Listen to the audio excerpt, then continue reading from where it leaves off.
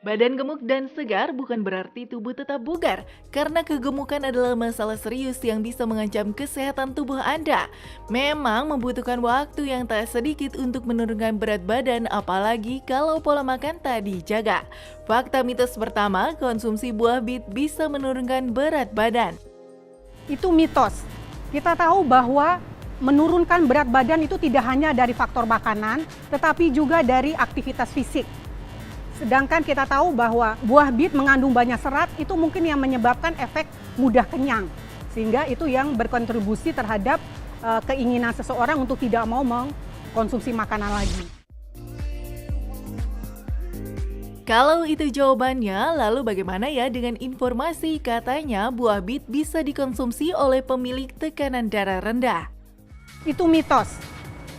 Yang benar adalah bit banyak mengandung asam folat, juga zat Fe, di mana kedua zat tersebut itu berfungsi untuk meningkatkan hemoglobin darah. Jadi bukan untuk meningkatkan tekanan darah, tetapi berguna bagi pasien-pasien atau penderita yang mengalami anemia.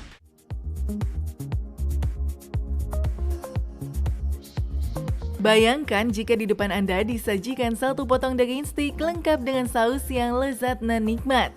Tapi hati-hati juga soal bahaya mengonsumsi daging berlebih ya pemirsa, karena kandungan lemak pada daging terutama daging sapi bisa meningkatkan tekanan darah. Namun benarkah bila buah bit baik untuk menurunkan tekanan darah tinggi? Itu mitos.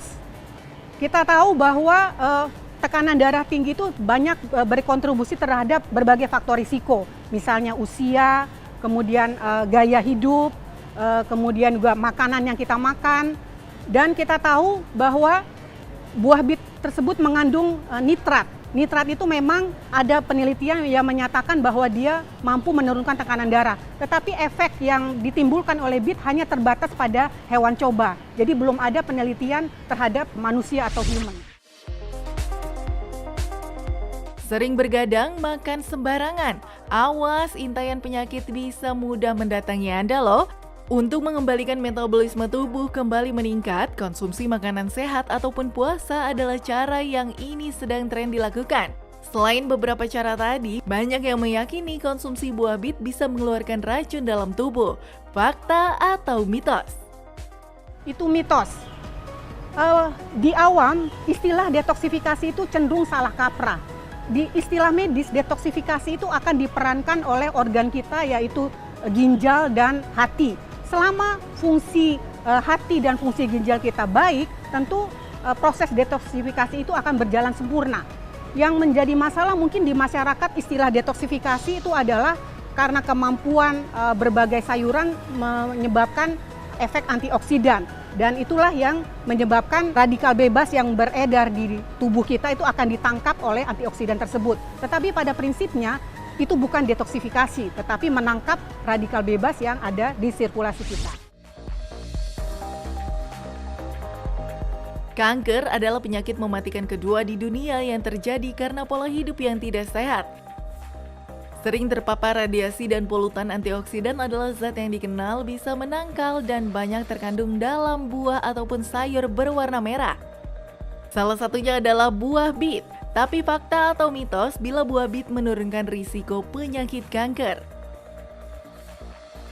Itu mitos.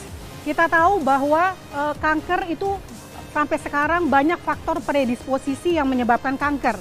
Jadi misalnya genetik, kemudian usia, kemudian juga adanya faktor etnis, kemudian gaya hidup, merokok, dan sebagainya.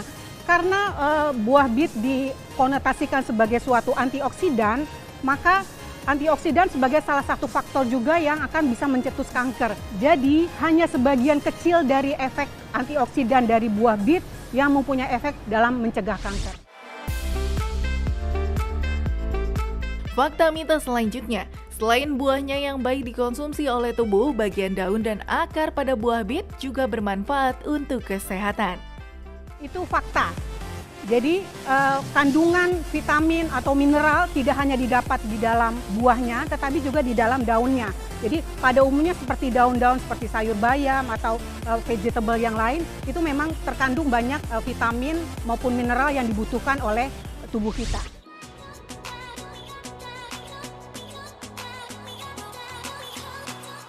Pemirsa, berapa kali Anda buang air besar dalam sehari? Benar, kalau BAB tak lancar bahkan harus minum obat pencahar, sebaiknya Anda waspada karena sembelit bisa menyebabkan tubuh rentan terkena penyakit pencernaan seperti usus buntu. Untuk itu perhatikan jenis makanan yang akan Anda konsumsi setiap hari ya. Usahakan selalu menyertakan sayur dan buah dalam menu harian Anda agar BAB lancar, tubuh terasa segar.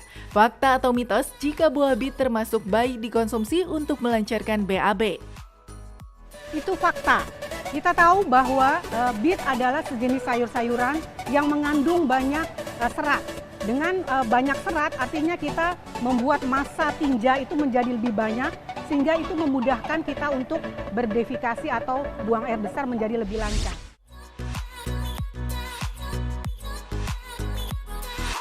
Untuk Anda yang memiliki riwayat alergi, rasanya memang susah untuk menghindari beberapa faktor pencetus alergi seperti debu dan polusi. Sebaiknya Anda waspada juga jika ingin mengonsumsi buah bit, karena katanya buah yang berwarna merah pekat ini juga bisa menimbulkan alergi. Benarkah? Itu fakta.